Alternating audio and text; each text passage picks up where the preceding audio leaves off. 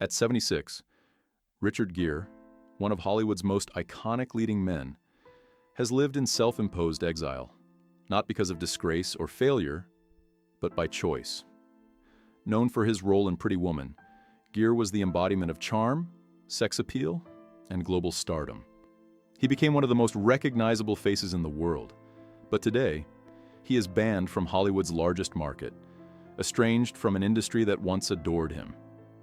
What makes his story truly shocking is that Gere orchestrated his own exile. While other actors pursued billion-dollar franchises, he walked away from them.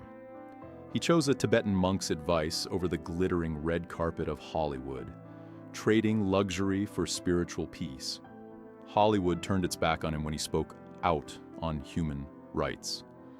But what he found in exile was something the industry never gave him: peace. His story challenges us to consider what truly matters in life. From a small town to a restless soul. Richard Gere was born on August 31st, 1949 in Philadelphia, but grew up in the small town of Syracuse, New York, with a population of just 5,000 people. The town was small, but Gere's sense of restlessness was anything but. His father, Homer. George Gere was an insurance agent, but his true calling was as a compassionate community figure. He had once dreamed of becoming a Methodist minister, and while he never wore the collar, he carried that calling into everything he did. People turned to Homer for guidance in their lives, not just insurance. Richard's mother, Doris Ann, filled their modest house with warmth and music. Richard, the second of 5 children, was different from the others. He was deeply curious, always asking questions about life, reality, and existence. His father's faith didn't provide the answers Richard was looking for, so he turned to philosophy. Searching for meaning, philosophy, and Buddhism. Gere's quest for meaning led him to study philosophy at the University of Massachusetts Amherst. He wasn't interested in business or medicine. He was focused on the big questions.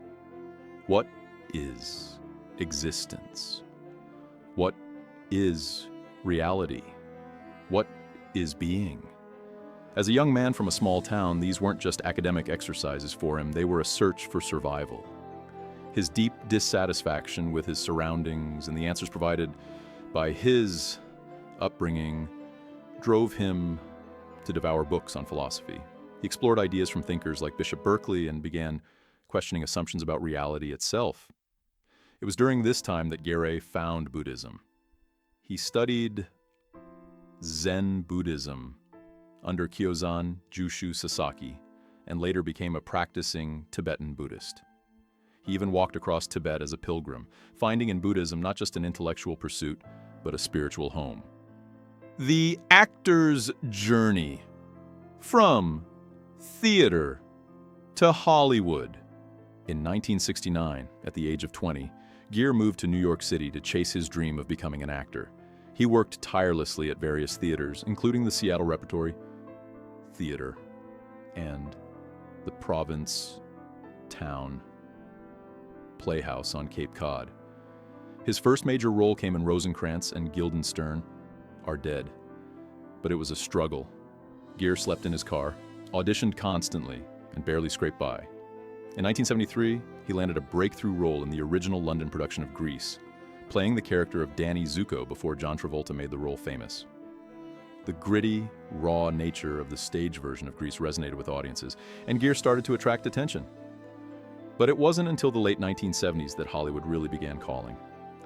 By 1980, American Gigolo transformed Gere from a struggling actor to a global sex symbol. Hollywood fame, a global sex symbol. The 1980s were a defining decade for Gere.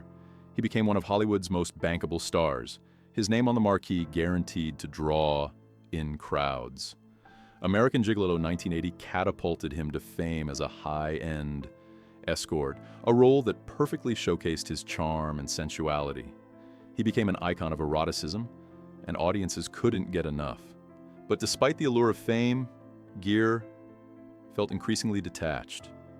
He spent hours each day in meditation, practicing Buddhism, and seeking spiritual peace. The irony wasn't lost on him.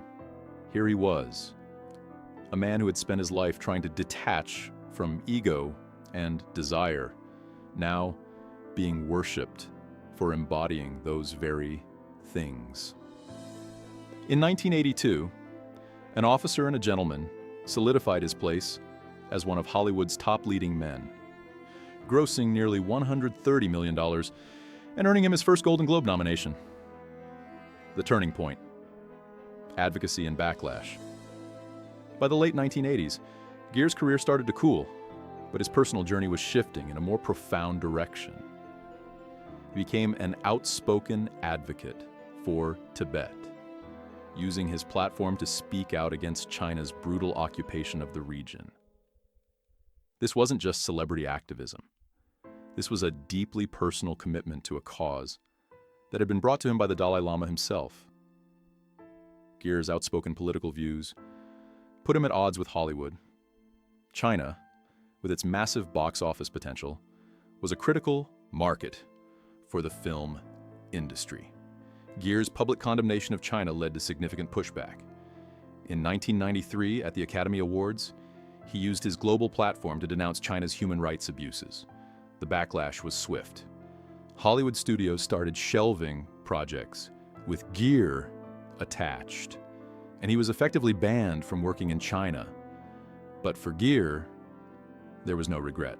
A marriage built on ideals, love and separation. Amid the rising political tension, Richard Gere's personal life was evolving as well. In 1988, he met Cindy Crawford, a 22-year-old supermodel. They shared an immediate connection, bonding over their mutual interest in Buddhism, meditation, and a desire to escape the chaos of fame. Despite a 17-year age gap, their relationship seemed like the perfect match. In 1991, the couple eloped to Las Vegas, marrying in a spontaneous ceremony. However, their marriage quickly became strained. The pressures of fame and their conflicting lifestyles took their toll. Cindy, still young and eager, found herself molding her life around Richard's interests. Gere, on the other hand, had spent years seeking peace and independence.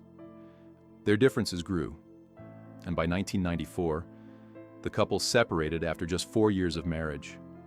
Despite their deep love, the realities of their relationship couldn't withstand the pressure, the price of fame, a personal cost.